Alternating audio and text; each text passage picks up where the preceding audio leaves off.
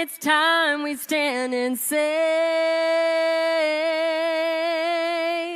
that I'm proud to be an American, where at least I know I'm free. And I won't forget the man who died, who gave that right to me. And I gladly stand up next to you and defend her still today. 'Cause there ain't no doubt I love this land. God bless the USA.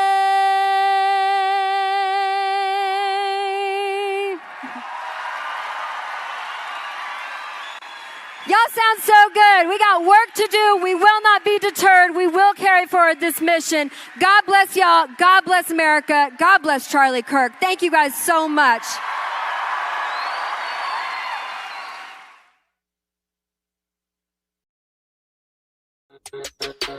Please welcome to the stage Chapter President of TPUSA, Utah State University, Caitlin Griffiths.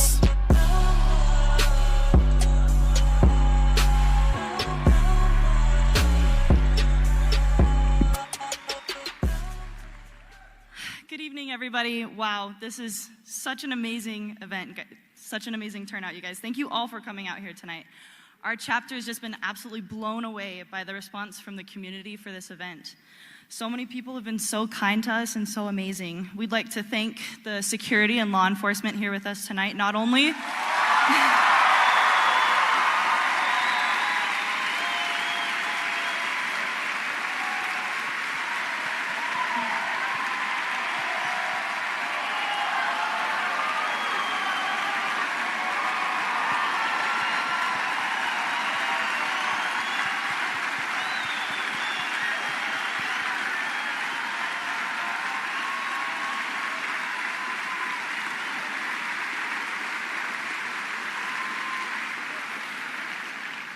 we want to thank them not only for their help with us with our event tonight, but for their work every day to keep us safe, their diligence. They put in that hard work every single day, putting their lives on the line for us. I could not continue this without thanking a couple more really important people to our chapter. I want to thank Paige and Ashley. You guys have been there for us week in and week out. It's been really hard, but you guys have been so supportive to our chapter here, and you've helped us grow into what we are today. So you've been willing to work with us and all of our ambitious goals. We thank you for that. Most of all, thanks to Turning Point USA for supporting our chapter and for giving us the resources to pull off an event of this amazing size. If you guys are interested in starting your own chapter, please check out the TPUSA table that we have here tonight, or go to tpusa.com/get-involved. We would love to help you guys get plugged into this organization. Finally, we encourage you to attend our biggest event of the year, America Fest, this December in Phoenix, Arizona.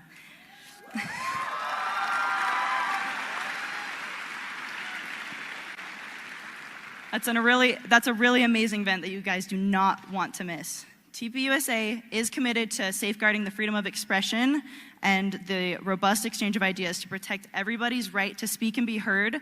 Disruptions during this event will not be allowed. Any disruptive individual will be immediately removed from this event. With that said, please join me in honoring Charlie Kirk by holding up those signs that you guys had on your table. If you don't have a sign, just give a yell. Let's cheer it up real loud for Charlie.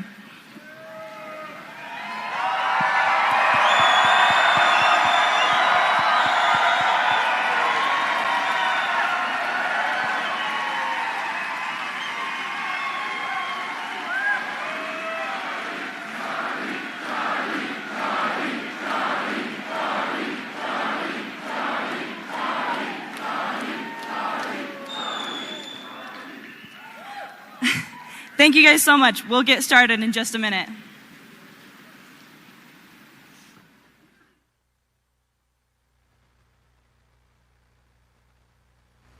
Who are you?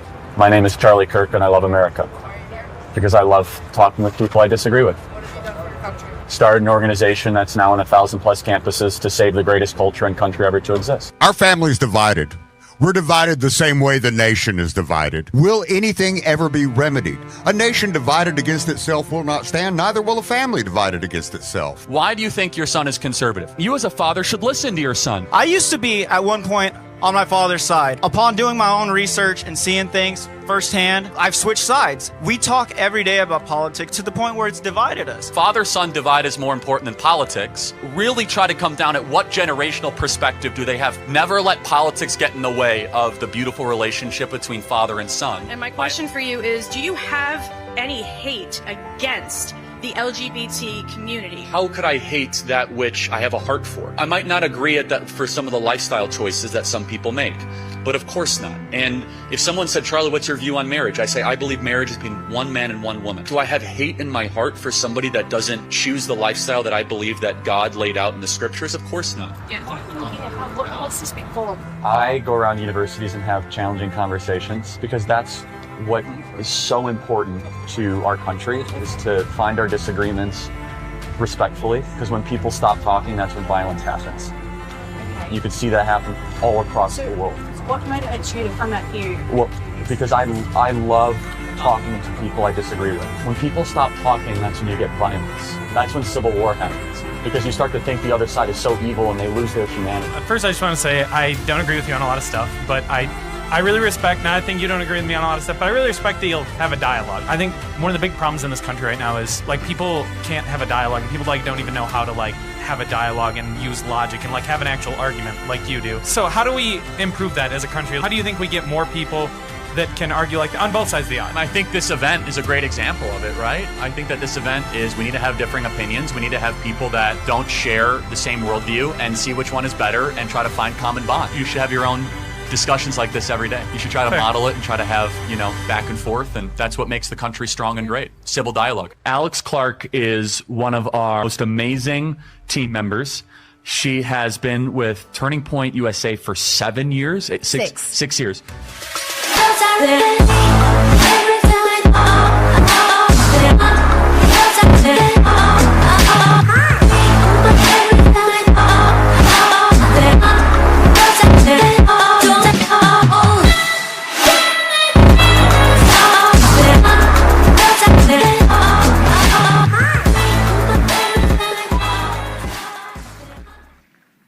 I was supposed to do this event with Charlie.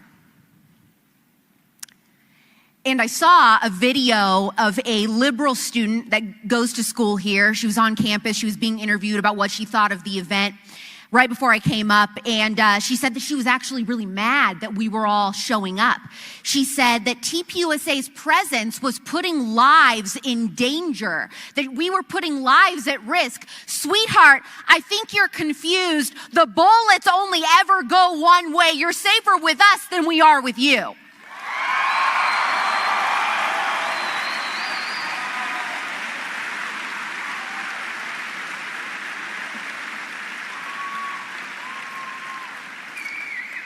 My name is Alex Clark, and I'm the host of Culture Apothecary. That is Turning Point USA's top charting health and wellness podcast. And I think that you should know that this is the biggest crowd Turning Point USA has ever pulled on a tour. There's over 6,500 people here today.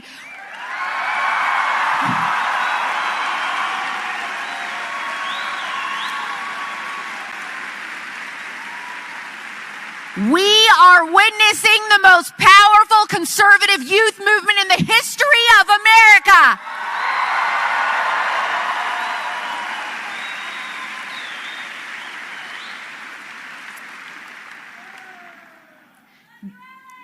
I love you too.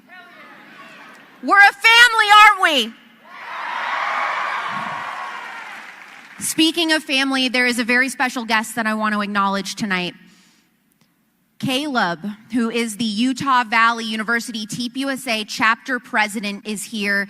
He was there 2 weeks ago, hosted Charlie. He's actually the only kid at that tour stop to get a solo photo with Charlie Kirk before he was killed. Caleb, would you please come up on stage?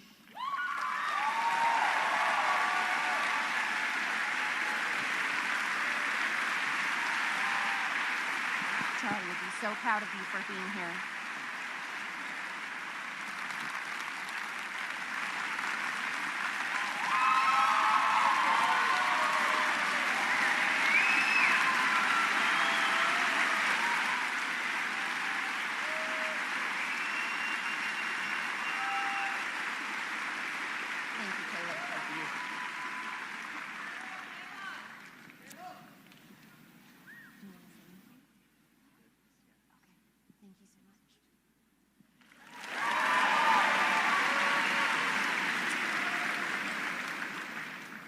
absolutely incredible that he showed up tonight. Charlie would be very proud of him.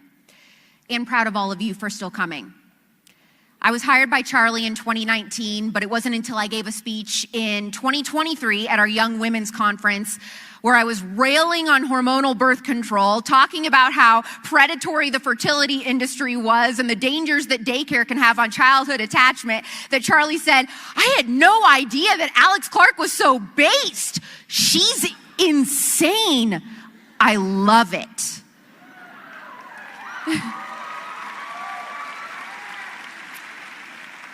That was the best compliment that Charlie Kirk ever gave me. So I have a question for you, Utah.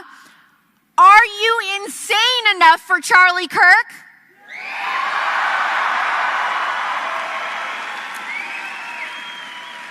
Are you based enough?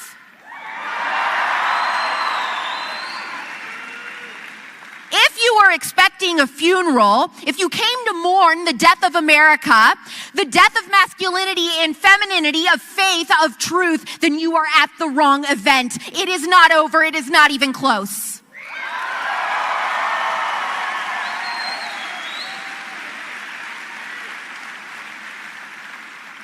I'm not here to eulogize Charlie Kirk. I am here to pass the torch on to every single one of you. Tonight, each of us certainly feels the weight of this loss. But what we don't do, what we refuse to do, is bow to despair.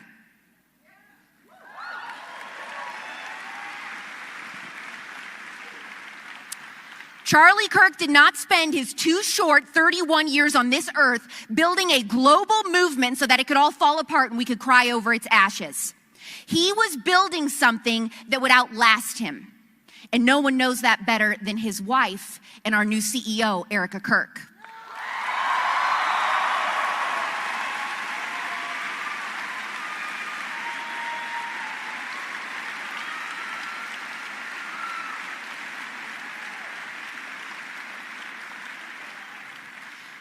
I've seen many online this week speculating, how is Erica able to keep going?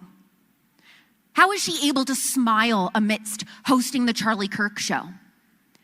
Let me tell you why. It is because Erica Kirk has a supernatural peace and strength that God gives to his children that surpasses all peace, all understanding. That is why.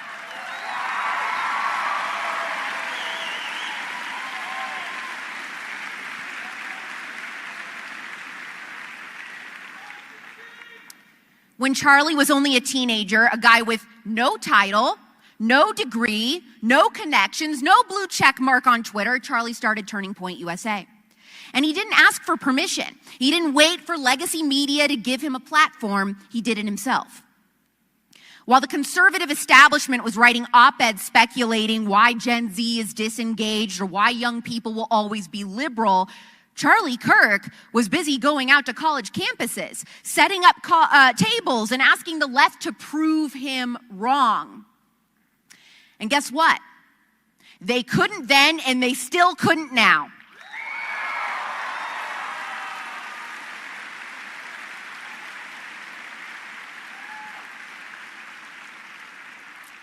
Eventually, young people started to take notice. And at first, Charlie was an interesting curiosity. Next, he was a celebrity.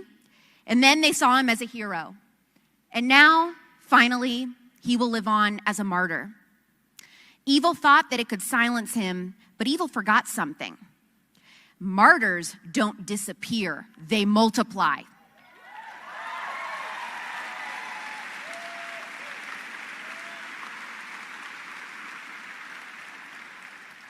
Charlie was always thinking ahead and practically about how to grow the conservative movement. He knew the right couldn't just speak to young men, we had to reach young women too. If conservatives couldn't speak to the millions of girls who care about pop culture and fashion and relationships and health and wellness, then it was going to hit a dead end. Charlie and I agreed on this, and he was the only one who understood my urgency without hesitation. Most importantly, he listened. He asked what I thought about what was resonating with undecided female voters and young women.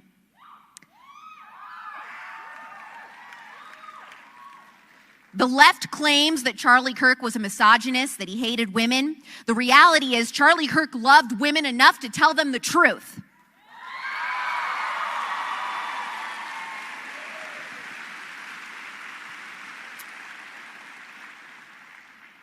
Throughout the last several years, when I pitched my ideas, Charlie replied by saying, let's go flip culture upside down. He let me create my first show, Poplitics, covering pop culture from a conservative perspective, which eventually evolved last year into the wellness podcast I now host called Culture Apothecary. Charlie wanted to fight the culture war and win. And on Culture Apothecary, I talk about healing a sick culture in order to win the culture war. We are sicker than we've ever been, physically, emotionally, and spiritually. So I interview the experts about relationships and parenting. We even talk about theology. We talk about corruption in our food system and the pharmaceutical industry, which is keeping Americans sick. And we do it all through the lens of truth. Charlie knew that if we wanted to win the culture war, we have to start at home with the women, the real change makers, the culture shifters, the ones who hold the key to revitalizing the American family and therefore our nation. It's women.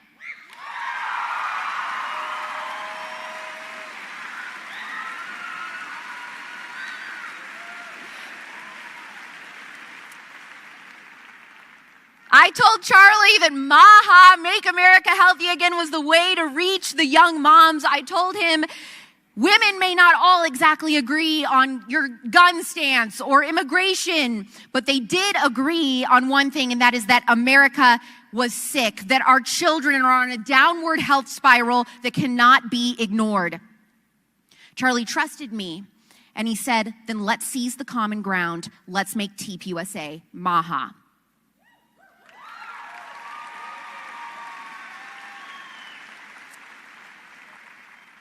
That choice may very well have altered American history because it was Charlie Kirk who called and urged Bobby Kennedy to join forces with President Trump.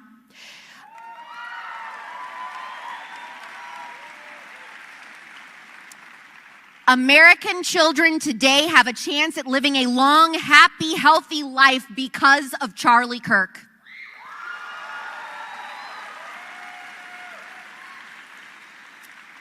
And now it's on all of us to heal a sick culture, not just Charlie, not just me. The fix is not going to come by seeking useless compromises with the people who have poisoned us.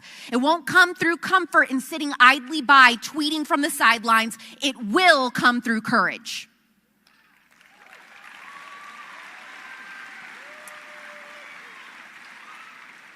You are never going to heal a sick culture by blending in with it. You will only heal a sick culture by standing out apart from it.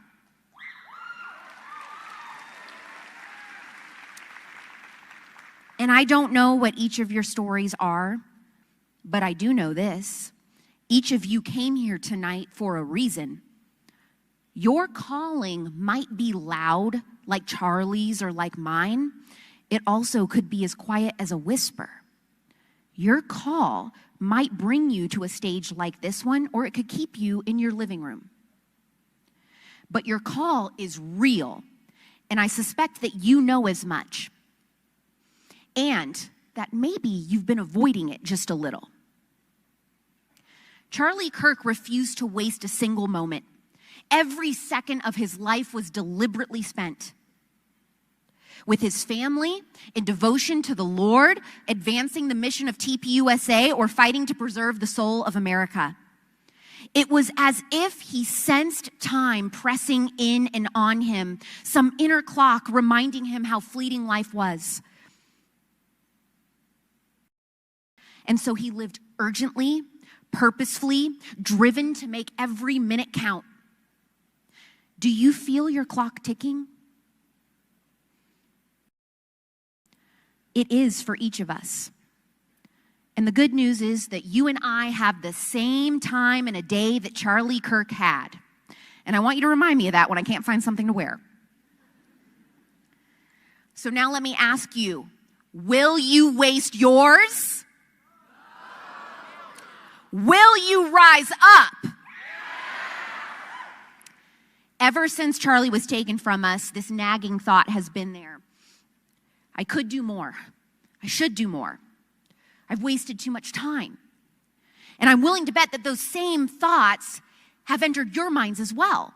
All of us could have done more in the past. We have an opportunity now to do more in the future.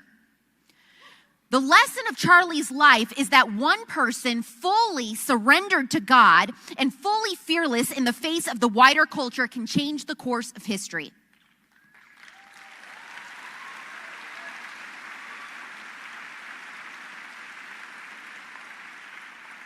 We have to stop standing in our own way. Are you insane enough? Are you based enough? Be honest about what it is that's stopping you. If you are addicted to ultra-processed food that is slowly killing your body and mind and keeping you from having the force of energy that you need to take back this country, now is the time to quit.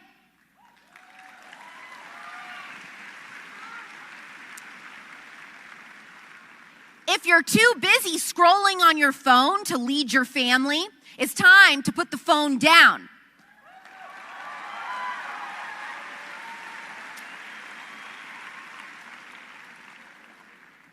If you have been stagnating in a long-term relationship without a proposal,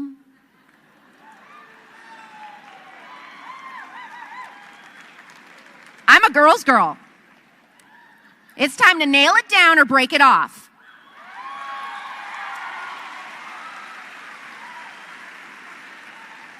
If your idea of pursuing a woman is with a snap streak,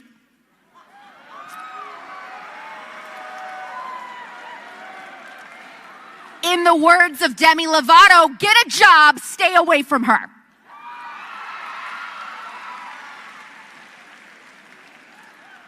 No more coasting like life will last forever, because as we learned a couple weeks ago, it won't. Maybe it's time to have kids instead of waiting for the perfect time. Guess what? There's never a perfect time.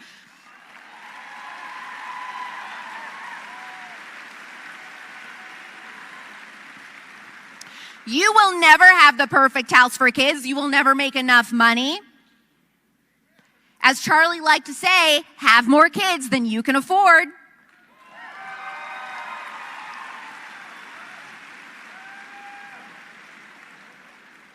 Perhaps it's time to pull your kids out of public school and teach them yourself.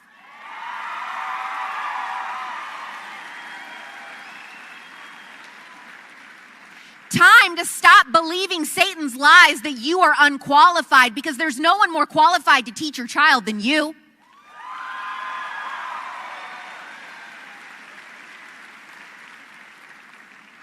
Ooh, I hope you feel it, because we are about to raise the most Christian, conservative generation America has ever seen.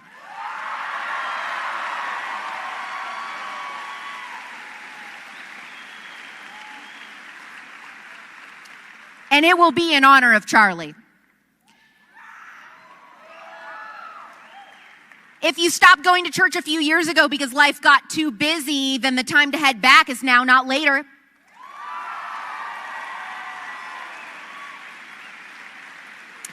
If you've never stepped foot in a true Bible-believing church, I can help you find one. If you're already going to church, ask yourself, when was the last time you shared the gospel with a non-believer? Do you know how?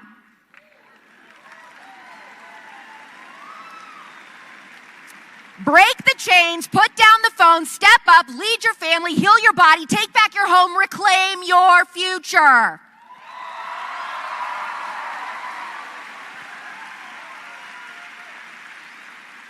Ooh, I'm not done. Let's get convicted up in here. You're here, you've got the TPUSA shirt on, you've got the lanyard on.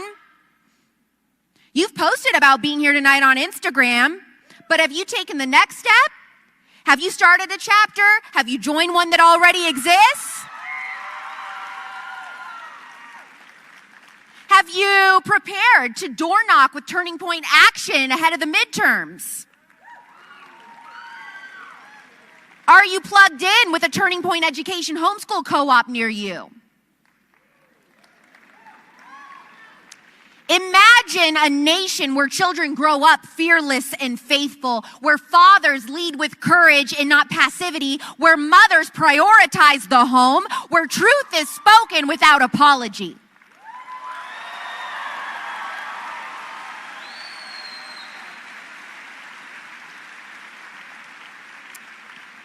That is the America that Charlie Kirk envisioned, and that is the America that Erica Kirk will spend the rest of her life carrying on.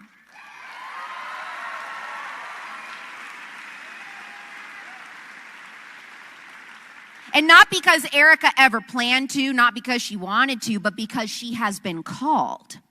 You are being called. Are you listening and paying attention to what it is you are being called to do? Are you ready at a moment's notice to say, yes, God, here I am, when he says, go?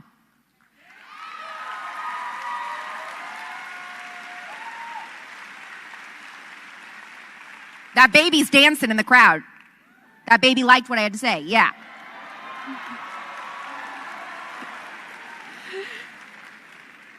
If you have been afraid of being judged by your sorority, of being judged by other parents in dance class, by being judged by your coworkers, even your own family, if you are more afraid about being liked than standing with the truth, repent.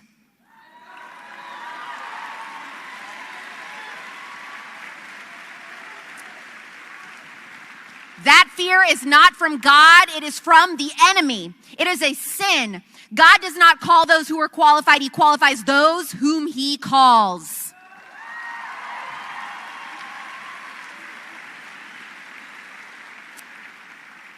Charlie lived such a full life because he lived it free from fear. He placed his total trust in God to fill in the rest. That courage let him do and say the things that others wouldn't. He talked fearlessly about abortion.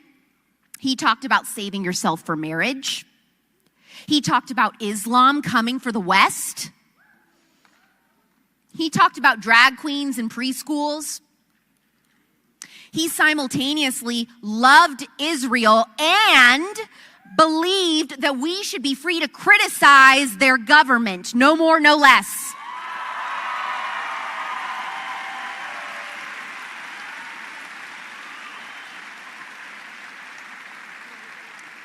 Charlie was continuously mocked and ridiculed. He was misquoted and shamed. He was lied about. And finally, in the end, he was murdered in this very state.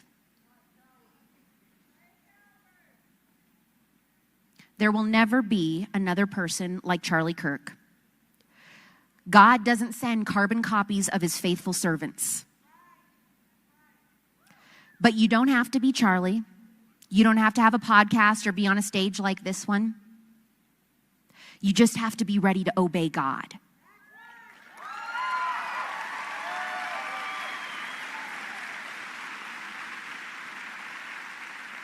Repent from the sin that is controlling your life. Join that church group. Delete that toxic app. Propose to that girl. Have that baby. Be a mother. Be a father. Live with holiness and lead with conviction.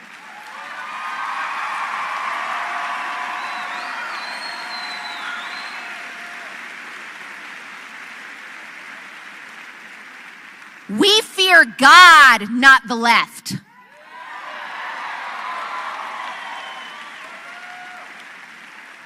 You are called, you are needed, you are chosen. Charlie Kirk lit a fire, and now it's in your hands. Charlie wanted me and all of us to be absolutely tenacious and insane in the best way, to be unbelievably based. If you're not making the mob angry, you're not standing for anything important.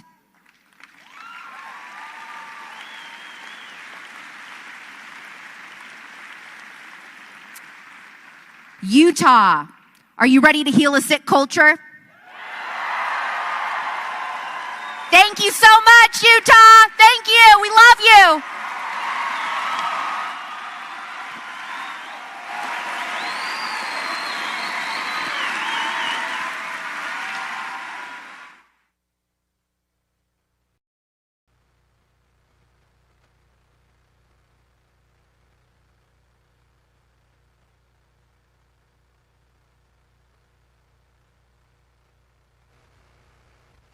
Hi, I'm Mike Lee. I desperately wish I could be there with you in person, and under any other circumstance I would be, but the combination of the threatened Schumer shutdown and at the same time the Senate votes scheduled this week make that impossible. So my virtual appearance will have to suffice for now. But it really is an honor and a pleasure to be asked to pay tribute to my friend Charlie Kirk. And when I say friend there, I genuinely mean it. I've known Charlie since he was a teenager. I was introduced to him by someone who explained that he had decided, rather than going to college, to devote himself to the betterment of the Republic, to explaining to college-age audiences around the country the importance of the U.S. Constitution, of federalism, of separation of powers, of free markets, of civil society. And when I first heard him speak, still in his teenage years, I was immediately captured by his message, and I knew that this was someone who was going to go places. I had my then teenage daughter with me at the time, who recently reminded me that that day I met Charlie, I immediately introduced her to my daughter as a future president of the United States. And indeed, he would have been. But that's really only the beginning of Charlie Kirk's contributions, the contributions that he did make, and like being president someday, the contributions that he would have made had he simply been allowed to live out his life. I still can't believe he's gone. A couple weeks after his passing, and still on a regular basis, I find myself wishing that day had turned out differently. We can't always understand the reasons why certain tragedies are allowed to occur, but this one definitely happened, and it's now up to us, the living, to take the signals from Charlie, from the life he lived, from the messages that he himself so capably championed throughout his life, to carry that message forward and to take his charge to make America as strong and as durable as it can possibly be, to enhance the American dream, to restore constitutionally limited government, and to educate and inform our fellow citizens about the myriad ways in which our system of government has been misused and abused by a small handful of elites who don't have our interests in mind and certainly aren't wedded to the ideals of the American founding and the U.S. Constitution. So what exactly do we need to focus on in his life? Well, there are a few things that come to mind right away. Charlie believed in the power of ideas. He knew that free speech in a society as diverse as ours is necessarily messy. But he knew that free people, when given the chance, can counter censorship effectively with the truth. They can outthink propaganda. They can overcome disinformation. Charlie understood that the cure for bad speech is not a ban. Rather, it's better speech. In the marketplace of ideas, truth does not fear competition. He taught us this and so many other things by example. And Charlie's example calls on us to confront error with reason, to meet hostility with courage, and to have the conversation even when it's uncomfortable. In fact, especially when it's uncomfortable. So where do we go from here? Well, we follow Charlie's lead. We live as Charlie lived, devoted to family, because Charlie understood no republic can stand if the home is weak. Anchored in faith, because without God, politics is like a ship without a compass. Committed to country, because liberty is not inherited by chance. It must be defended by choice. The pathway forward is not retreat. It is not bitterness. It's not silence. It is engagement. It's courage. It's the steady, unrelenting insistence that truth matters and it exists. The enemies of freedom believe that by silencing a voice, particularly a voice as strong as Charlie's, they can somehow silence an idea. But ideas, especially good ones, are stubborn. They outlive us. They outlast regimes. They are carried, as Charlie uniquely understood, by ordinary men and women who simply refuse to be subdued. So let's do the same. Let us refuse. Refuse resignation, refuse despair. Refuse the lie that truth must be whispered. Charlie Kirk is tragically gone, but his example lives on. The highest tribute we can possibly offer him consists of lives lived in the pattern he set, lives of faith, family, and country, lives of conviction, strong enough to challenge the world, lives of charity, deep enough to change it. May Almighty God bless Charlie's family and his memory. May God bless Charlie's children, and may God bless this country he loved.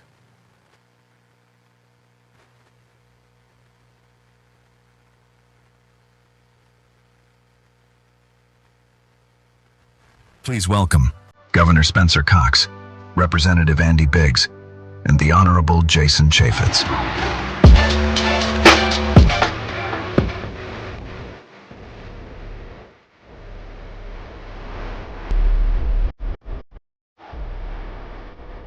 How you doing? Welcome, welcome, welcome, everyone. How we doing, everyone? I was saying to everyone backstage, it's great to be in Utah. You know you're in Utah because everyone's hopped up on Mountain Dew. And Alex was calling people to repentance, like Samuel the Lamanite. So we like to see that. So it's good stuff. I love it. This is really, we wanted to host today. Hey guys, appreciate it. We wanted to join everybody today just to kind of go back to the horrific events that happened on the 10th of this month. There are tons of people on the stage that we have today that have different perspectives all around the horrible murder of my friend Charlie Kirk. And so we wanted to first thank, particularly the men and women in law enforcement here in the state of Utah that have been so incredible. And those of you that are here right now, thank you for being here.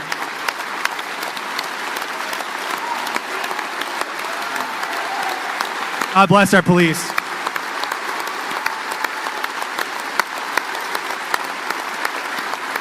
In addition to that, wanted to thank all the medical personnel that helped that day, especially at Timpanogos. It was a horrific day for so many, and just the best in the state of Utah were there to try to save Charlie's life, and everyone should know that and know how incredible that work was done. So God bless those medical personnel that did everything they possibly could do.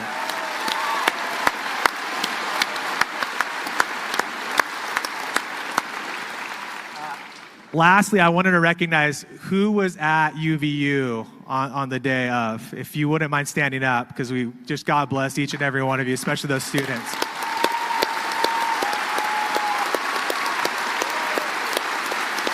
God bless you. Thank you for coming back. God bless you. So I wanted to start today just by going back and kind of taking us through. Obviously, we have 3 different perspectives from the tragedy that happened. I want to start with kind of what happened, and Jason was there that day with his kids. And so, how are you holding up? How are you doing? It's tough. It's really tough. First of all, the United States of America is the greatest country on the face of the planet.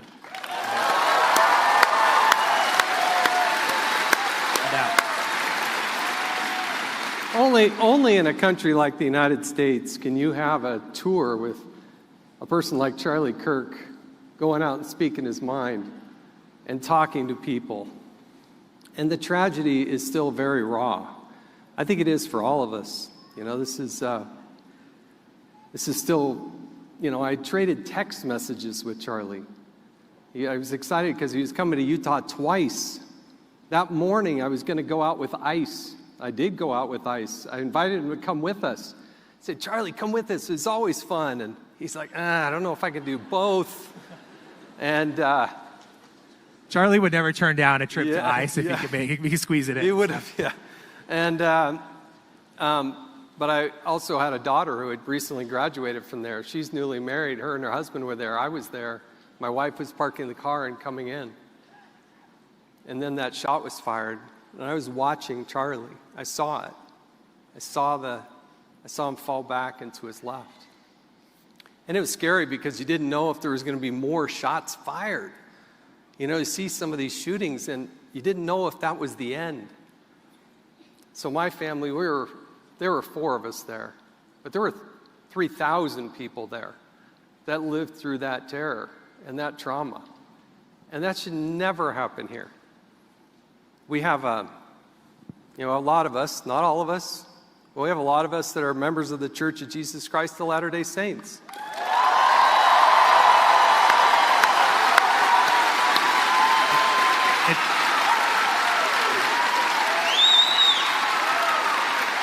Good to see some Mormons here. Thank you. That all of us are members of the church. We've updated our name. All of us are members of the church. Yeah. I call us Mormons. They're my people. We understand what you're saying. I get it. We get it. We're all members of the church. Well, we had an unimaginable scene just on Sunday in Michigan. I guess what I learned from this, though, is the heroism and the resiliency. And we're going to talk more about this. But this, to me, this guy right here, he was standing 10 feet from Charlie when it happened. You have Michaela and others who've lived and worked with Charlie for a decade. I knew Charlie. I was friends with Charlie. I'd seen him on the set of Fox and Friends because he was guest hosting. But you were right there. And to the greater Turning Point audience and family, led now by Erica, what a strength, what a pillar. And I'm glad you're here with us now. So. Well, thank you so much, Jason. Governor, I want to start by just complimenting the amount of work that went in from the state. Your guys' team was incredibly on top of it. I think the Health and Human Services Secretary had contacted me directly and was in the midst of all of that. What was kind of going through your head in the moment that this happened? And, you know, how, I guess I can kick this off because I think what we're going to do is we're going to go through some questions. Yeah. And we're going to open up discussion if that's okay with everybody. And then we're going to take some questions from students at the end of this. Yeah. But how has that changed you politically? Where are you at since that? Bring us back to like the moment that where you are and where are you at? Where's your head at today? Yeah, so I had several speaking events that day, and we. I'm gonna do the Charlie Kirk thing and say, guys, let's facilitate a conversation here. I promise that we'll get to the end of it and then we'll ask questions. Is that cool? All right, I love it. Thank you. So, by the way, this is the most Turning Point thing ever to have Fox News, Governor Cox, and Andy Biggs, the former Freedom Caucus chair, all together on a stage. Right. That's the most Turning Point-esque thing ever. So let's appreciate that. So where are you at? Tyler, welcome to my alma mater. It's incredible to be back at Utah State University, and we're so proud that Turning Point picked Utah State University. And look at the turnout, the largest crowd ever. It's unbelievable.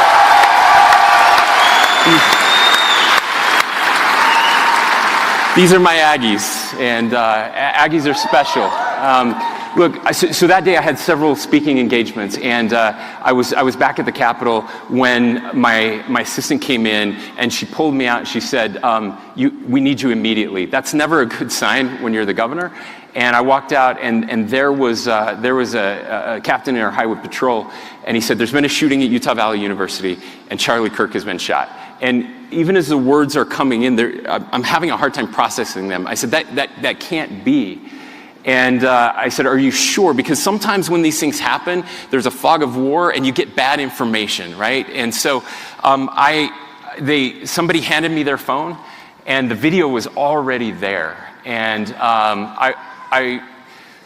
I wished I hadn't seen that video. I can't unsee it. I know that's true for so many of you, and especially those of you who were there. And immediately, 30 seconds later, there was a call from the White House, and it was from the Situation Room. It was Marco Rubio. He was there. The Secretary of State was there for something else. I've known Marco for years. We're friends. And he said, hey, what is happening? And I said, Marco, nobody can tell us exactly what's happening. So then it's just, it's go mode. You get everybody together. And we were just trying to figure out which hospital was he at? What's the latest? And we were in constant communication. I spoke to the president, to President Trump, less than an hour later.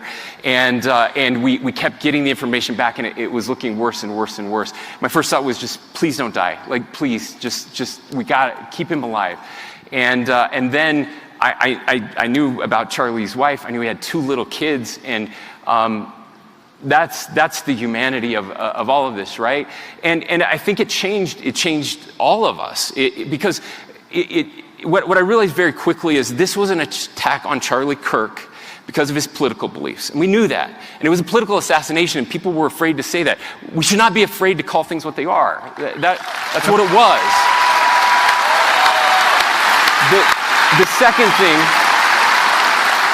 second thing that mattered was we have to find the person responsible, and we have to hold them accountable, and we will do that, because I know our law enforcement here in Utah, and they are the best in the world. There was no way that this person was going to get away with it, and they came through. The third part, though, was this was more than just an attack on Charlie Kirk. This was an attack on free speech. It was an attack on America. It was an attack on American ideals. It was treasonous. It was, we have not had a high-profile assassination like this in my lifetime. I'm 50 years old, so it's been 55 years since we've had anything like this. And the weight of that sitting on all of us. And the fourth thing I knew is that Utahns weren't going to riot. They weren't going to start cars on fire. They weren't going to respond with violence. Isn't that interesting? Because that's who we are. Isn't that interesting? I'm going to get into that question in a second, but I mean, when's the last time you saw a left-wing speaker have to cancel their event on campus? When was the last time you saw, riots that came out of a left-wing just meltdown? We saw the Summer of Love, right? That happened in 2020 with everything. Our side did what? Turned to prayer. Everyone here, I think, that we saw across the state of Utah turned to prayer, and we saw that immediately. Right. And that's a huge credit to every single person that's a citizen here. Andy, I want to jump in on this. You had a close relationship with Charlie. What do you think the hardest battle is that you foresee in this new political environment? The country appears to be so chasmically divided. That's really part of our problem. I mean, we tried to have a prayer on an oral prayer on the floor of the House, and the Democrats shouted us down. Can you imagine that? Ever? It was amazing. I view that as when we want to talk about moving things forward for what's best for the country, kind of like the way Charlie did. He was always wanting to engage in debate because he believed our ideas were right.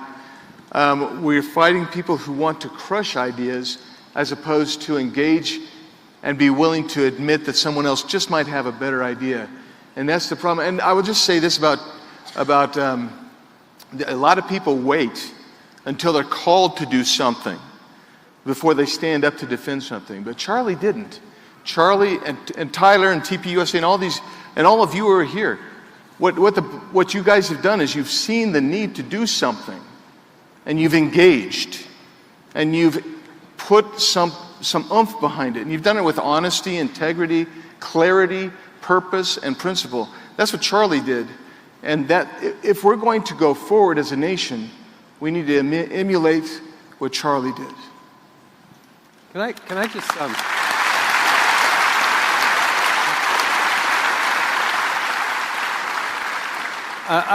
I haven't really shared this story, but I'd like to really quick because it's not about me, okay? But every once in a while, and this is not a regular occurrence, but I have the opportunity to interact with President Trump. And that night of the shooting, at like 11:30 p.m., the president called. And now normally when President Trump calls you, and again, it doesn't happen very often, he'll say, "Hello, Jason, this is your favorite president, Donald Trump." True. Yeah. True story. When he wasn't president, he'd say, I have a "Hello, Jason, this is your favorite former president, Donald Trump." And then he went back to, "Hey, Jason, this is your..." He didn't do that this time. He called and he said, "How you doing? I've seen you on TV, and this is hard, isn't it?" And we had about a 15-minute discussion. Now, this is about the most amazing president you could ever possibly imagine.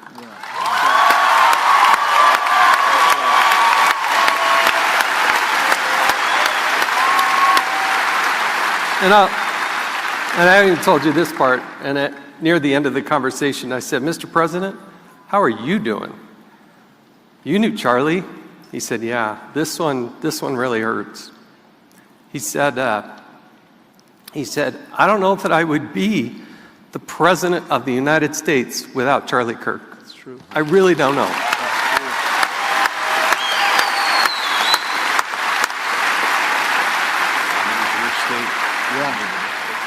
And it was just an amazing moment. The guy, I don't know where his energy comes from. It's never ending.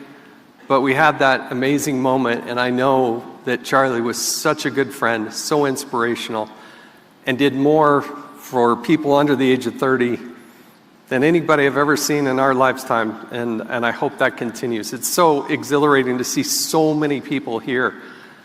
Just grab hold of that mantle and keep going. Don't ever slow down. Totally agree.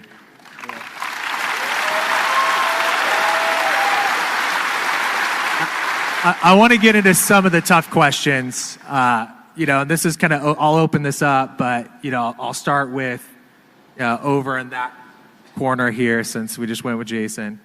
How do you both view the violent pockets of politically and religiously charged violence like Antifa and the group that what we just saw happen in Michigan this week, that have taken advantage of soft Christians, softer approaches with members of the church, and really the soft Utah approach that has enabled some people that are mentally ill? What's the viewpoint on that? I don't know who wants to take that first. Go ahead. So, if you have constantly a group of people that you demonize and dehumanize, and you use the worst possible rhetoric, you are going to actually trigger some people to actually engage with dangerous and violent acts. And so that's what we've seen. I mean, and when you take a leader like Donald Trump, who is the leader, I would assume everybody in here would acknowledge he's a great president and he's a great leader. And let's think what he's done. Let's see, multiple impeachments, investigations. The FBI went after him before he was actually sworn in, and they came up with a Russian hoax, and the FBI did that with Clapper and Brennan. And when you see this kind of demonization that way, first of all, you kill trust in your government. And if you can't trust your government, all of a sudden, trust in your fellow man gets a little bit weaker. And the rhetoric continues to go strong. I get back to what I was saying about Congress. And some of the stuff you've heard from various members of Congress after Charlie's death have been to continue to perpetuate the very language that actually causes and inspires those who are not sane and who are evil to actually come after people. And you throw gas on the fire. Instead of, and that's exactly the opposite of what Charlie was doing. So I would just say, for instance, if you have rhetoric that demonizes the LDS Church, which if you remember, you've encountered that. We had some of that this week. We saw a lot of it this week. So much of it. And it takes some. And really, this whole month. I mean, this has been a rough month for That's right. a lot of members of the church. For between the death of President Nelson. And we have the Michigan issue, and then obviously Charlie's assassination. Yeah, all of this here in Utah. It's crazy. This attack on us It's going to trigger somebody like who may not have been rational, who decided he hated Mormons, and we were somehow demonic. And there are people who think we are demonic. That kind of rhetoric has got to end. And it's largely, as Alex said, it's coming from one side. And we have got to make sure that, that as we fight the fight, that we call that out and say, no more. And Governor, that's my follow-up question here.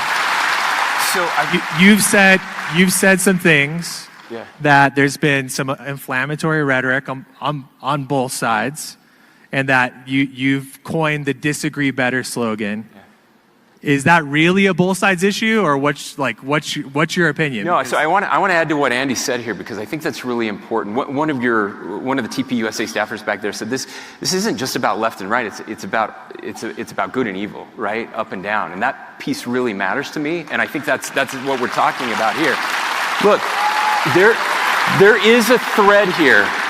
As Andy said, when you call people fascists and Nazis, well, we went and liberated Europe from fascists and Nazis. That is an evil. And when you try to convince people that people who aren't fascists and Nazis are normal people, regular people participating in civic process. That's exactly right. That we get accused of that. Here's two of the most dangerous trends that we've seen over the past few years. This idea that speech is violence is so wrong. And even worse than that, it's illogical. But it goes a step worse than that, because then they think, well, then violence is speech. And when you see everything through a lens of oppressor and oppressed, which again is so dangerous, because it allows you to justify things that you would never otherwise do. And you think that then, because someone said something that you don't like, that's violence towards me, which then justifies me being violent towards this person for speaking. And that's exactly what happened in this case. And that is a destructive mind virus in our society today. So do you think...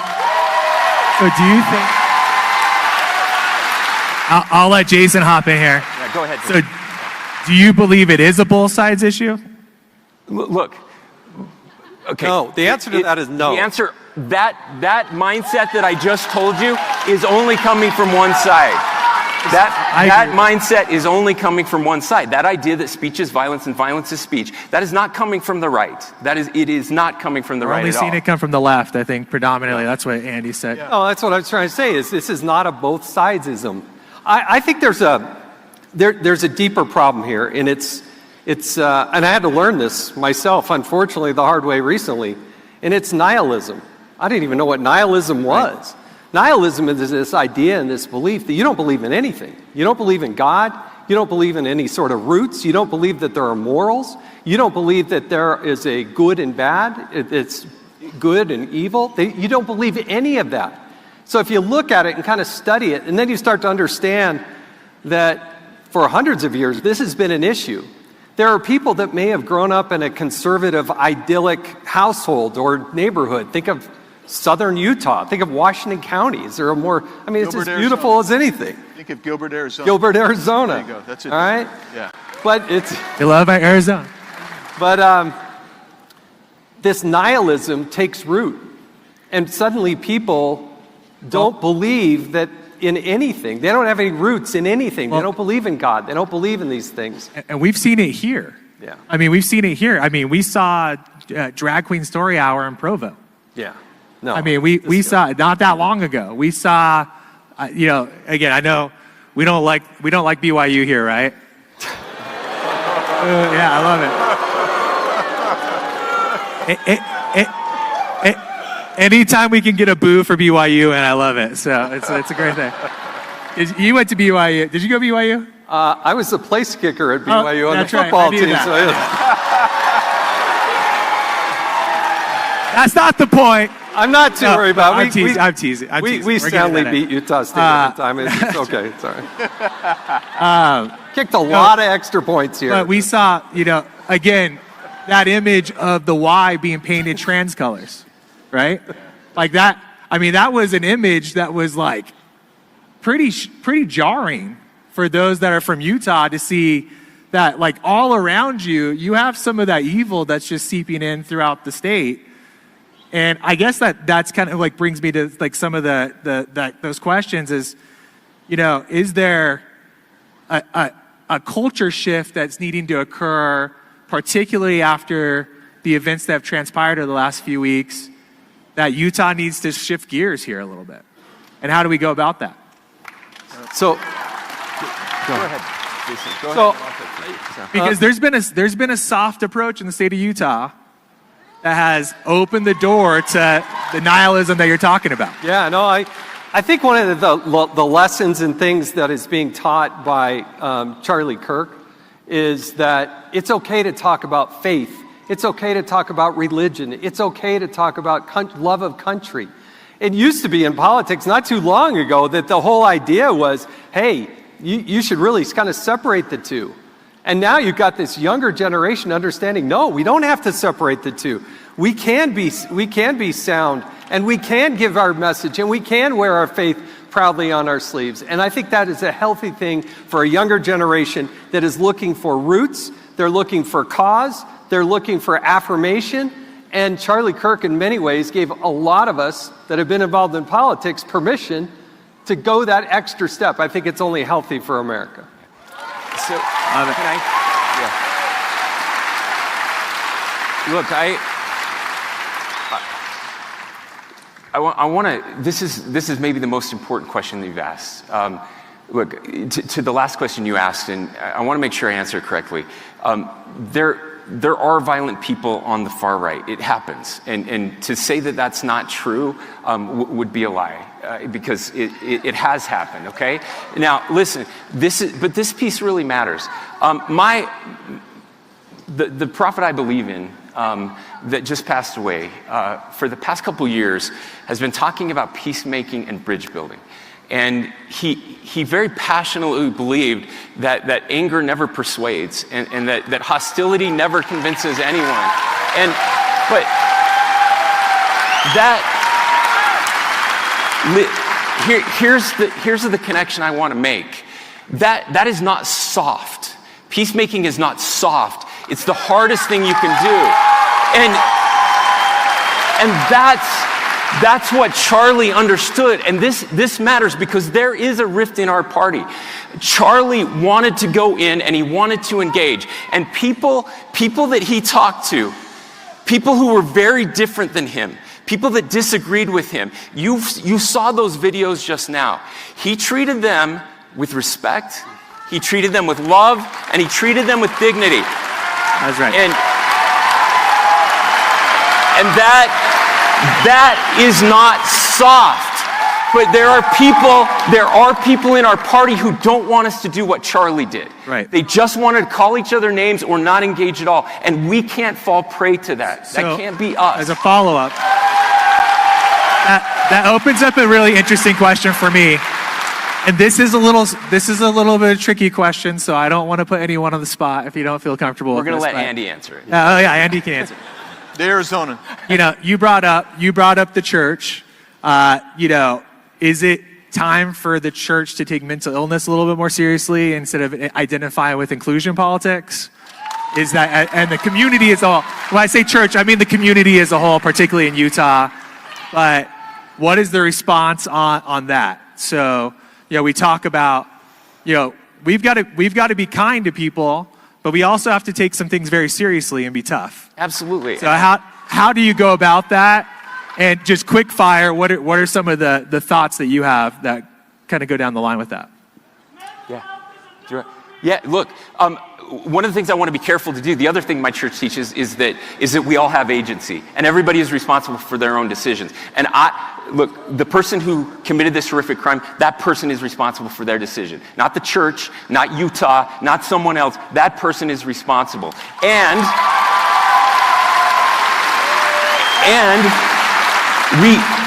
We absolutely have to take mental illness more seriously in this country. And we have to get people help for what they're dealing with. And you know how you do that, though? Charlie had the answer to that as well. It's like, get off your couch, get off social media, get married, have kids, do something with your life. We have to have more grit and responsibility. So much of the mental illness we're seeing is caused by that. Andy? I'll be very brief. Charlie said you got to come to Christ, honor our Judeo-Christian ethic. Now, that doesn't mean you aren't honest.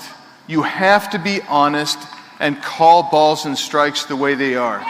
And when you call balls and strikes the way they are, you can do it with respect and dignity. But I will tell you this, if you don't call balls and strikes, if you aren't honest, if you aren't speaking with clarity, purpose, and principle, you are deceiving yourself, and you're deceiving the person that you're having the conversation with. You have to be straightforward, and you're going to find that there are points of agreement many times. But there are times where you're not going to have agreement, and you do not have to give up your principles for that. You just say, this is where we disagree. Do you think, as a follow-up to that, do you think that there's a space in which this inclusionary type politics has gone too far, where it's made the mistake of giving up on your moral compass, or the things that need to be fixed, that need to be addressed, the balls and strikes that need to be called? Yeah, because here's the way it works. If I say what I think about something, all of a sudden there is no logical rhetoric going on. It's an immediate, and this happened to me the other day. You're a racist. Mm-hmm. You're a Nazi. You are a fascist. I'm walking down the halls of Congress. The guy's yelling at me, "You're a Nazi." I said, "Good morning to you." What? The issue is the other side will not hear our voice. If you want to see proof of that, watch any oversight committee hearing that we have, and you will see that that's the case. So here's my personal experience. Those that preach the most tolerance are the least tolerant among us. That's right.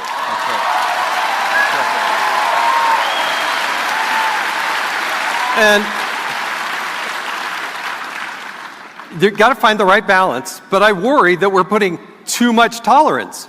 You do not need a man with junk in a woman's bathroom. End of story.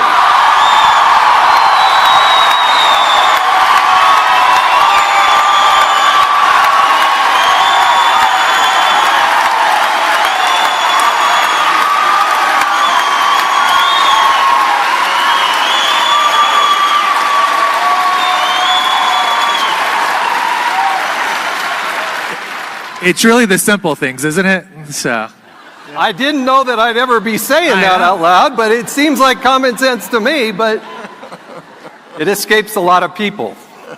I'm gonna ask you one last question here before we go to some students who will have some questions, and we'll continue the dialogue.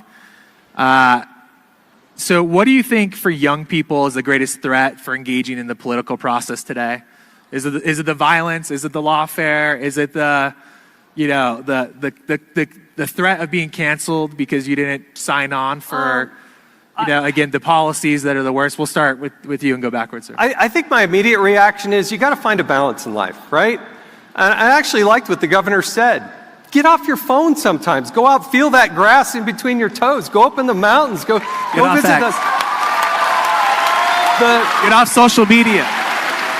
Find the right balance. There's a place for technology. There's a place for social media. I'm on it, okay?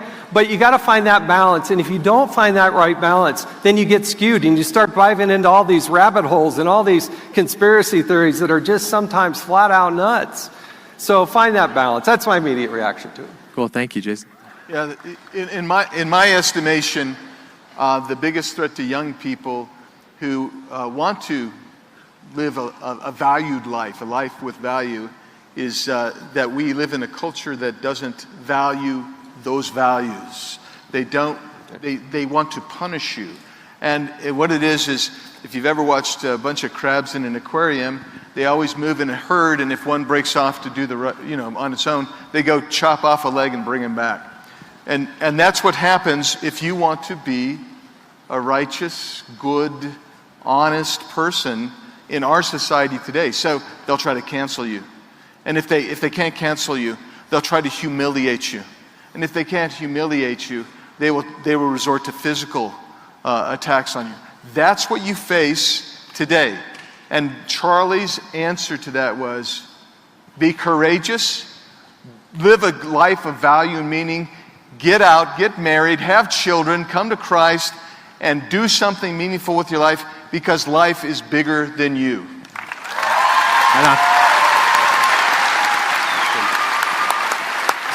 So, one of the things that concerns me, one of the things that I've railed against on the left that I hear so much is the catastrophizing, that this is the worst it's ever been, that we're all going to die from climate, that whatever it is, that the world is doomed and we are all the worst, right? I want to make sure that we don't do that on our side as well. This is the greatest country in the history of the world. We are living in the greatest time in the greatest country in the history of the world. We have... The last thing I will say here is I think we make a mistake when we tell young people, and I do this, I've given these speeches at graduations and commencements, we say, go out and change the world. It's not good advice, because the truth is that most of us won't change the world. I mean, Charlie Kirk's a rarity. And I'm grateful that there are people like that, but most of us, that will not happen. So what I've started doing is telling people, don't try to change the world. Go out and change your community. Change your neighborhood. That's how we make a difference. And ultimately, that is how we change the world. It's engaging one-on-one with the people who are different than us. That's how we make a difference. Precinct by precinct. Precinct by precinct. Get involved in the local community. And it is. It's neighbor to neighbor. Well, awesome. We're going to turn over to some questions from our students. So we'll start in order here, just over here to the right. If you can just say your name. Good evening, panel. And then who you're talking to. My name is Andrea, and my question goes out to Governor Cox. It's no secret that you and Charlie did not historically see eye to eye. There are multiple instances of Charlie calling you out for refusing to protect women's sports back in 2022, and even going so far as to say that you should be expelled from the Republican Party. Since Charlie's assassination at Utah Valley, you've seemed to change your tune about Charlie. How has Charlie Kirk's death personally impacted you? Yeah, thank you. So, you know what? I don't know that my tune about Charlie has changed. I've learned a lot from Charlie over the years. That might surprise you. And I would hope that Charlie's tune, if I had an opportunity to talk to him today, might have changed a little bit about me. We've had an opportunity to share here. You brought up one very important one, and I want to address it, because I know how passionate Charlie was about this, and I know what a difficult decision that was for me at the time. So this was about men and women's sports, right?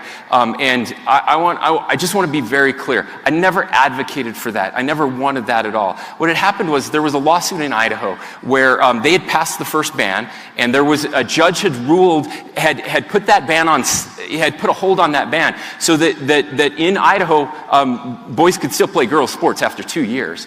What we tried to do in Utah was, we knew that would happen if a judge would do the same thing here, so we came up with a new idea that would make a difference there, where you had to go before a commission, and if you were going to dominate women's sports or win, take away scholarships or anything like that, you wouldn't be allowed to play. The judge did exactly that. The judge took our ban, and that I had vetoed. It got overturned, and we worked together to fix it. And so I just want to be very clear. That's not what I wanted. And I know that the problem with social media is that that's all you hear, is that this is the governor who wanted boys to play women's sports. That is not what I ever wanted. I'm fully supportive of not doing that. By the way, to your point, we passed one of the first bathroom bills in the state. I signed that. We also...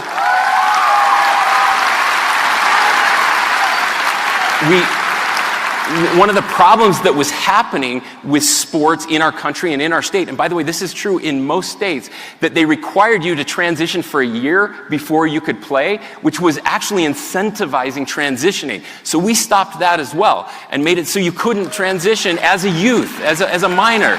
And so, because again, we felt like those were the right things to do. And so I think Charlie and I would agree on 99% of things, but here's what matters. What matters is that we are engaging, and I can't say this enough. Charlie and I would have loved to have had this debate together. I wished we had that back 3 years ago when this happened, because I think he would have understood me better, and I don't think he would have agreed with me, though. I think he would have still been upset with me, and that's what I want to encourage. Look, the Republican Party, if we're going to win elections, if we're going to get, instead of having a 4-seat majority in Congress and just a 1-seat majority in the Senate, so we're not shutting down the government, we're going to have to get a lot of people that don't agree with every single thing that you or I believe in, and so we've got to make space for that, and I think we can do that. We're doing that here tonight, and I think that's what Charlie was trying to do. Governor. As a follow-up to that, do you think you've evolved a little bit since that veto? No question. Yeah, and I think we all do. Why have you? I'll play Charlie right now, because he would ask you that question. Charlie would say, "Yeah, I would have disagreed with you then, and I thought it was bad. It was dumb to veto that because I think it got overrode by the legislature or whatever it was." Actually, I have to say, what has caused you to? Yeah, so I just want to be clear. It did get overridden, and then the legislature said, we got to change the bill because it's broken. And so we did, and I signed that bill. And most people have no idea that I signed that bill. So, what's changed in you, like kind of to her point, what's been the evolution that has been? I want to go back to the question that you asked Andy, because I think that was the answer. This idea that that love and acceptance are two very different things, right? That we can love somebody and still hold them accountable for what we think is wrong, and that we should be very upfront about that. I haven't always been that way, and I'm trying to be better at it. So that's it. That's the answer. All right, I like it. Thank you. We'll go next. Thank you so much. Hi, I'm Caitlin. My question is for Congressman Andy Biggs. Turning Point USA has become a powerhouse for free speech, and no one valued open dialogue more than Charlie. I know that he was a friend of yours, and he a very strong advocate for you. What did his support mean to you personally, and who was Charlie beyond the radio show? So, TPUSA is all in for me, and that's going to change the very outcome of my election, if you want the truth. And let's give you an example. What TPUSA did, and what Charlie did, and what Tyler and his team did, is he actually turned out more than 300,000 low-propensity Republican voters in the last election. Yeah, I just want to Turning Point action last time. I'm sorry, TP action. Let's clarify that. I realize where we are. But here's the way to think about that. President Trump needed every battleground state. What TP Action did was give him the biggest margin of 160,000 votes and a 5% voter edge over the Democrat in our state. It was the biggest in all of the battleground states. And that changed, in my opinion, and I think I know President Trump and I have talked about this, that changed the outcome of the election. And that's what it was. And so Charlie Kirk, so you want me to just talk about, what was the last part? You want me to talk about Charlie Kirk a little bit? Just how he was beyond the show. Oh, well. Your friendship with Charlie. Yeah, well, Charlie was, he was kind of a fun guy. And we would, he was a very serious guy, he was a very focused guy. I just want to say that. And we would sit before we'd go on to do a space together or something, and he might ask about the family. He was very interested in my family and personally, and we would talk about family, but he would also come back to, Andy, I left Illinois. Tyler talked me into leaving Illinois to come to Arizona, and Arizona's screwed up. How are we going to fix it? And so he's focused, totally focused. I'll leave it there. Thank you. Mr. President. How's it going, guys? My name's Caleb. This question is for the Honorable Jason Chaffetz. I wanted to ask you, also being there at UVU when Charlie was assassinated, how did that personally affect you? And also, how have you found strength in continuing to fight for freedom? How do you find strength in the fight for freedom? I think I was really moved and touched by the Christ-like approach of Erica Kirk in her comments.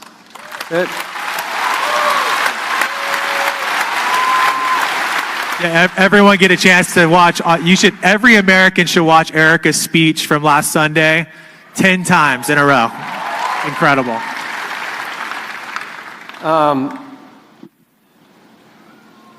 I find my strength in prayer. I find my strength in my wife and my family. I find my strength in the community as a whole. And you all have to, Charlie talked a lot about this. He talked about his journey of faith. You know, that when we were at UVU, the first question that Charlie got was about religion. And they were trying to kind of catch him and trying to say something negative about the Church of Jesus Christ of Latter-day Saints, and he wouldn't take the bait. And he said, if you're trying to get me to say something negative, I'm not going to. I love people here. We're all on our journey of faith.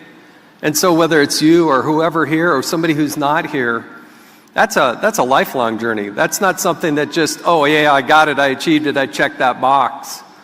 So I get a lot of strength through the power of prayer. I get a lot of strength from my wife, my family, my kids. I love going out in nature. I love doing wildlife photography when I kind of want to clear my head. You got to all find, I think, that other thing in your life where you can just kind of be at peace, clear your head, get rid of all the stresses of being students, and just go out and find what you enjoy. Find a hobby, do those types of things. So I don't want to be preachy about it, but nobody should have to witness and go through what I went through, what my family and what those 3,000 people went through at UVU. I will never unsee that. I will always feel it. But I also want to tap into it for good and know that it is a fight of good versus evil. And the last thing we can let happen is let evil prevail by having all these good people cower and not step up to the plate and say, yeah, we got numbers. We got numbers. Thank you. And I want to shout everybody out here, coming out here and just the USA chants that we're just rocking this entire building. That's the response afterwards. It's incredible to watch and witness. And God bless each of you, especially you for being there that day.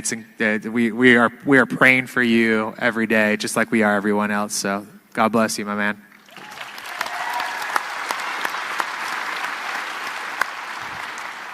Okay, my name is John, and my question is for Spencer Cox. What role should the state or universities play in combating misinformation after tragic events? And do you support any regulations of AI tools that produce false narratives? Yeah, thank you. So, look, free speech is really important, especially on college campuses. And one of the things I admire most about Charlie was his willingness to go on to college campuses. I don't know that it's the role of a university to police information or misinformation, because the problem is who gets to decide what is misinformation? We've seen far too often that people tell us something's misinformation and then it turns out to be true later. So I don't like universities being able to do that. Now, when it comes to artificial intelligence, this is really critical. We're doing something in the state of Utah that is, it's not being done anywhere else. We have an AI policy lab where we work with companies that are implementing those policies. I do not want government to be involved in the creation of AI or limiting the innovation of AI. We are in an AI arms race with China and Russia right now, and we have to win that. And we need the best innovators in the world here in the United States working on AI. Now, when it comes to the tools that are being used, we have to be involved as a state, and we have to be very careful. But we can't control information or misinformation, but the way those are being used. So right now, for example, there are AI companies that are trying to do therapy with AI. We're going to regulate that. We want to be very careful. These AI chatbots, especially for kids, that I think are absolutely evil. And I think we have to hold these companies accountable that are putting them out. these sex bots for kids. I mean, it's disgusting. Terrible. So there is a role for the states to play, but again, we have to be very careful with who's controlling the information. If I look at you, you tell me what he said. Okay, yeah, I know it's hard. Come on up. My name is Walker, and I have a question for Congressman Biggs. With increased polarization, what's your message to students who feel scared by political speech? How can we tangibly fight back without becoming violent? I missed that last part. What do we say? Just you have to. How can we tangibly fight back without becoming violent? Yeah. How can we fight back? How do we fight back against the political speech without becoming violent? So you have to know, first of all, you have to know what you believe. Okay, so you're not persuaded by somebody else's political speech.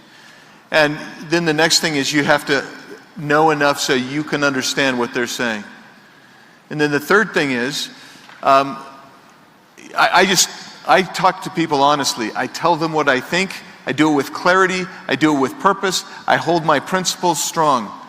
And sometimes they don't appreciate that.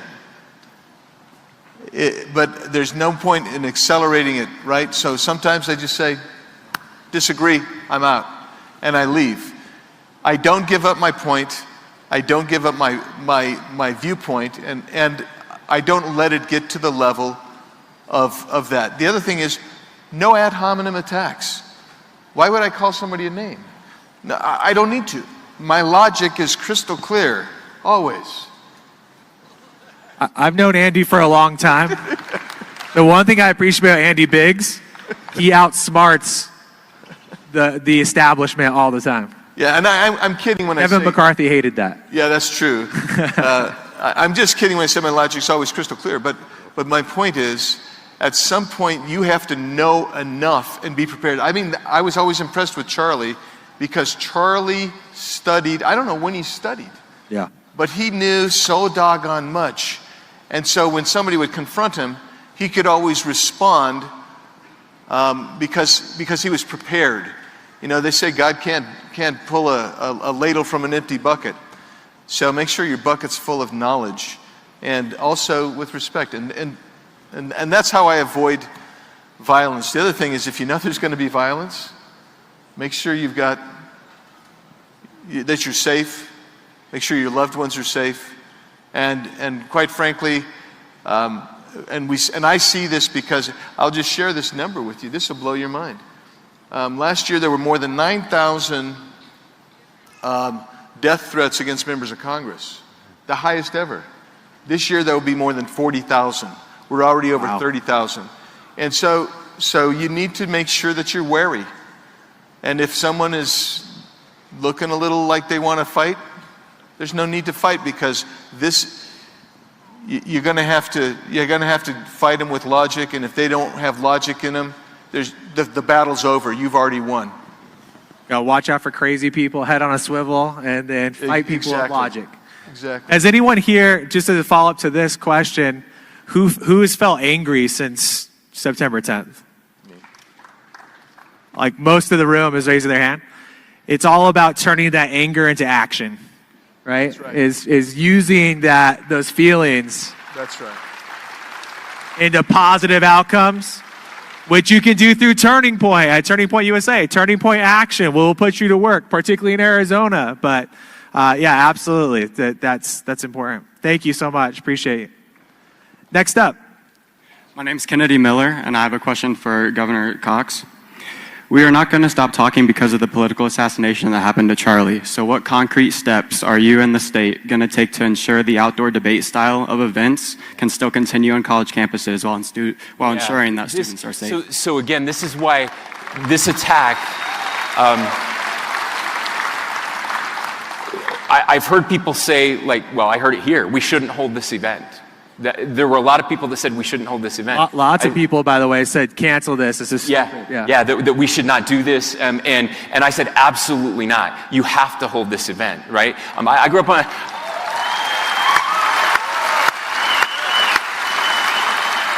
By the way, it would have been really easy for any of these guys here to say no to the call to be here, and so I appreciate everyone being here. Yeah, thanks. Yeah. Thanks, We're not wusses here, right? That's at least. This is why I say that attack was not just an attack on Charlie, it was an attack on all of us, because now we have to think differently than we thought before, and it makes it harder, right? There are people, if we have an outdoor event, who might feel like they don't want to come because they're worried that something could happen, and now we've just killed free speech, right? Because they don't feel like they can show up. So what we have to do is we have to be better. We're working with law enforcement to learn everything we can about what happened there and how we can stop that from happening. So using new technologies, having more security at those events. I hate it. I hate that we have to go through security to get into things because it feels very un-American to me. But I also know that we need to protect not just the people who are on stage, but the people who are out in this audience tonight. So that's my. I'm looking down here. We have almost the entire Utah State Legislature here. I want to thank all of them for being here, as well as some members of Congress. If you are a legislator, a member of Congress, I see our Attorney General. Will you please stand up so that people can see who we have here? And some of them are spread out in other areas because we didn't have enough seats. The Speaker of the House is here.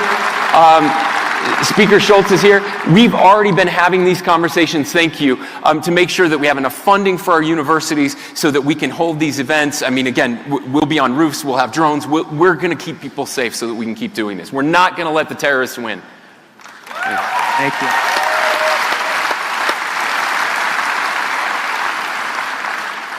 My name is Olivia Stosich, and my question's for Congressman Andy Biggs. A lot of people have been really impacted by Charlie's death and motivated to get more involved. One of my biggest worries is that this momentum will slow down and eventually disappear. How can we get people to stay involved and let our momentum continue? By you continue to invite people to come, it will continue to grow. And it's going to continue to grow. There's not a doubt in my mind. Charlie's martyrdom, if you will, is actually catalyzing the public broadly across this country. And a lot of people want to get involved. They simply need an invitation. By you being involved, being active, it's gonna really propel this thing. I had a staffer ask me. He said, my daughter goes to an East Coast university. She wants to start a new chapter. Who should I call? So I texted Tyler, and Tyler sent me the link.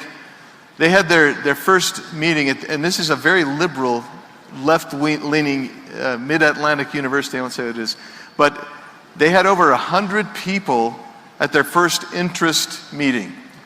And that's what I mean about getting involved, staying involved, and opening your mouth and not being afraid to act, because your energy will help the energy keep flowing throughout the country. And this movement is not going to die. It's going to actually explode and just be, quite frankly, the most prolific political, cultural, social phenomenon that we have probably seen in 100 and some odd years in this country, and it'll change this nation. I want to add to that too. The Achilles heel to Saul Alinsky tactics and political violence and threats is truth, is spreading truth. So the more people organize and get organized and actually do the hard work on campus, in your groups, getting politically involved and active, the harder it is for the left to win. So it's important. Let's go next. Hi, my name's Ava Montague, and my question is for the Honorable Jason Chaffetz.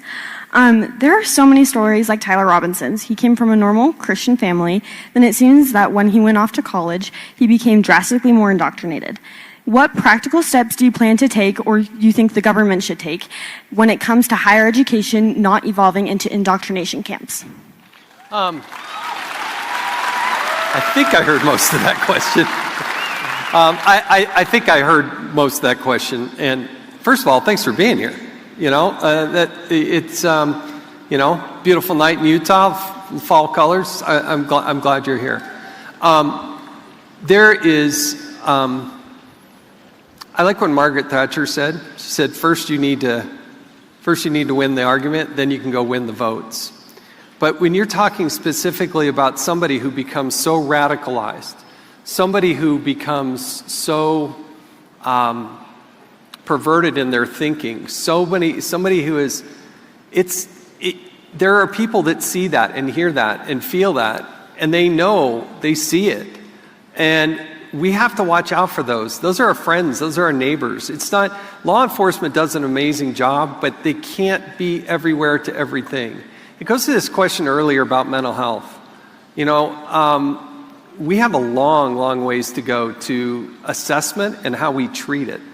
And I don't want to oversimplify it. Again, it also, I think, goes back to this degree of tolerism that I just think there's some things, some actions, some places that are just, we should not tolerate them. And we should not put up with them. And we shouldn't have to live with them. And there has to be a way to balance their constitutional rights with our right for freedom, right? I'm wearing this shirt, right? Freedom, right? Yes. Freedom. Freedom is also your ability to live the life that you want to lead, the way you want to lead it. We're all children of God. And if we start with that premise that we're all children of God, we can deal with it compassionately, but it doesn't mean we have to tolerate some of the things that are being spewed. And when it crosses over that line to not just hatred, but it crosses over the line to say, oh, we're going to act out and thrash out in violence, those people need to be arrested. They need to be detained. They need to be booked. And some of them need to be incarcerated. So that has to happen, and it's not happening now. Nationally, locally, it's just not. Tyler, can I just bring up something on that one, Tyler? Sorry, what? Is that okay? So I want to bring up something because you specifically asked about universities, right, and college. And one of the things that I've been most concerned about over the past couple of decades is the lack of thought diversity on college campuses. It's deeply troubling. And I want to give a shout out again to the legislature. We worked very closely with Utah State University on something that I think is groundbreaking. It will, over the next couple of years, it will be in every university in the state. But we're going to start teaching Western thought again to all of our freshmen in this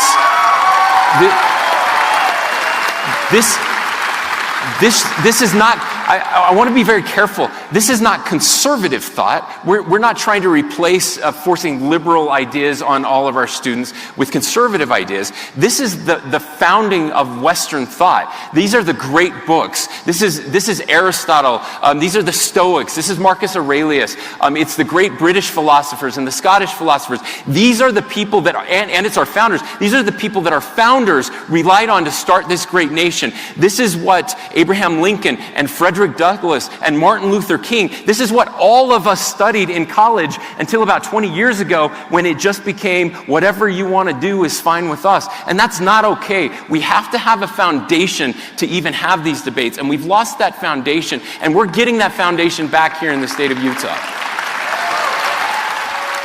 All right, I think we're ready for our last question here. Thank you. Good question.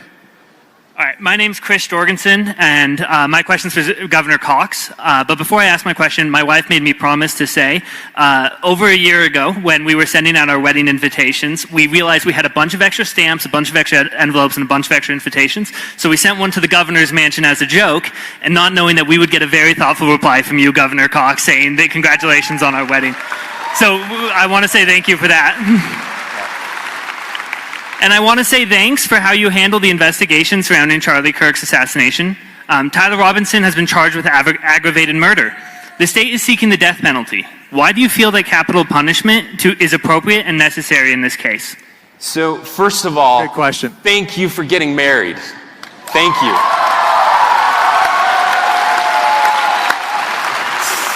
Second of all, now I'm going to get like 1,000 Utah doesn't invitations. have a problem with that. Yeah, Second of all, I'm going to get 1,000 invitations to the mansion, and so we'll figure that out. Third, look, I try to be very introspective when it comes to the use of the death penalty. I've thought a lot about this over the years.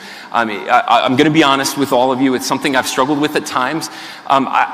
I believe in small government. I believe less government is more. I believe that government power should be very careful in its exercise. And the most powerful thing the government can do is to literally take your life, right? That is the ultimate power. It's taking away the most sacred right that you have, and it can only be used in the most extreme of circumstances. And I believe that there is no more extreme circumstance than what we saw happen here. Not just the way that it happened, not just the way it was impacted, but again, as we've all said before, that this was an attack on America. That this was treason. This was an attack on the foundation of and our ideals. And so we're going to follow the law as it exists. That's our duty, to faithfully execute the law. Same with the good people in Washington County. We've talked a lot about law enforcement. I also want to thank the Attorney General's office. I want to thank the Attorney's office in Utah County. This is heavy for them. They've never had to deal with anything like this, but I trust them to do what is right and to faithfully execute the law, and they're going to do that. All right, thank you. We're wrapping up here. I have one last question. We saw the beautiful flag up here. Our last question for everyone. Old Utah flag or new Utah flag? We'll go one at a time. Old or new? Should have never changed it. Not old.